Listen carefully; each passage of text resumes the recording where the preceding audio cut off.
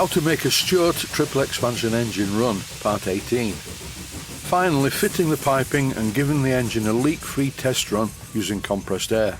The results are surprising, as the engine has much more power and will also run at a lower air pressure.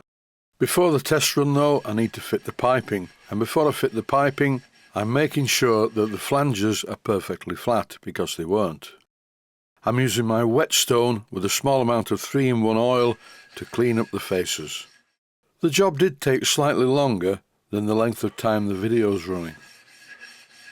And it's very important to make sure that you only put downward pressure on the whetstone by the flange itself.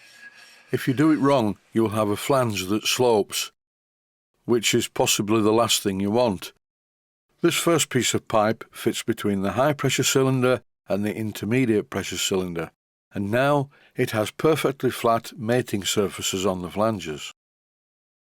Here I'm fitting the part between the two cylinders. The gaskets are in place, or at least I thought they were, more about this later, and I'm tightening them up just enough to hold them, not too tight, because these are only 7BA studs and the new ones, so they should be okay.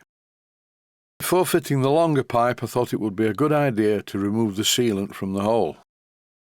I really do not want any silicone sealant particles inside the engine. I've seen this as a problem before, particularly on a Southworth duplex pump that I worked on. Here's the long pipe that goes between the exhaust of the intermediate cylinder to the steam chest inlet of the low pressure cylinder. This is a much longer pipe, and to make sure that the flanges are very flat, I press the flange firmly down onto the whetstone but support the other end. And that way you get a finish like this. And both of the mating surfaces of the flanges are perfectly flat. At the other side of the engine, I'm removing the exhaust flange on the low pressure cylinder for two reasons. One is I need the gasket, and the other one is I don't want any oil contamination on this, because I'm going to silver solder an adapter into it. One stud stayed in place and the other one came off with the nut, but that's not a problem. Here I'm turning the engine around to fit the long pipe. These jobs were all carried out at the same time, more or less. Applying the silicone sealant to the castings was shown in the previous episode.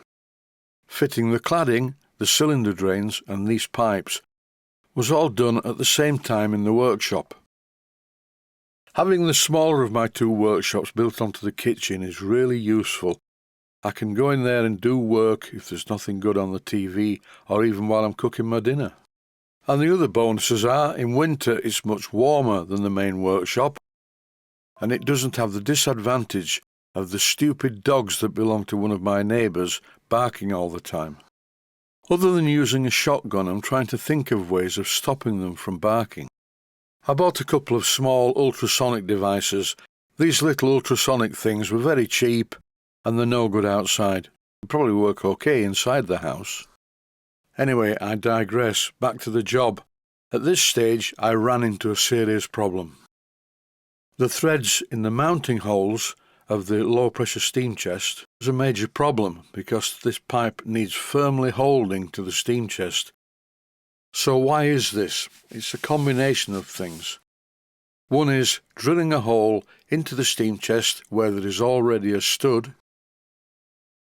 That is evident from this image. The bottom one had just been stripped by applying too much pressure to it.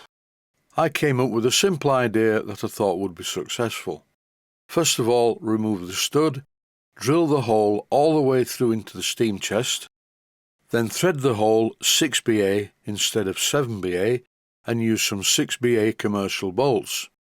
And then the flange will be firmly held to the steam chest. And then, using some Loctite 603, I fit a dummy stud just into the cover of the steam chest. That job was a bit nerve-wracking and a bit of a pain. This job is much simpler. Here is a T-piece on the inlet to the high-pressure cylinder's steam chest. I need to fit this displacement lubricator so it sits the correct way up. This aluminium washer was useless, it was far too thick, so I came up with an idea.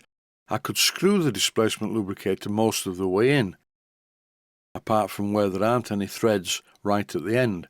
And I looked at this and thought, well, if I shorten the T-piece, using my 1-inch belt sander, then recess the end so the unthreaded part of the displacement lubricator fits in there, everything should work out well if I get the dimensions right.